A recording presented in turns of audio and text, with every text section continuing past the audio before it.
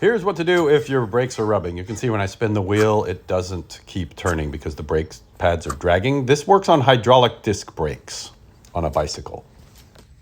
So if you look at your brakes, there's a bolt on top holding it on and a bolt on the bottom holding it on. And they also let it move left and right. So they're what you would use to center the brakes. That's what we're going to do here. So first, we're going to loosen up that top bolt, just a couple of turns.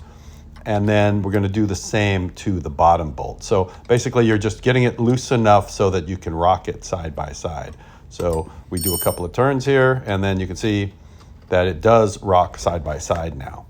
And to center it and get it right in the middle, because the pistons push the pads from both sides, what you're going to do is squeeze your brake lever like that. So that pushes both of the pads equally up against the rotor and centralizes your brake system.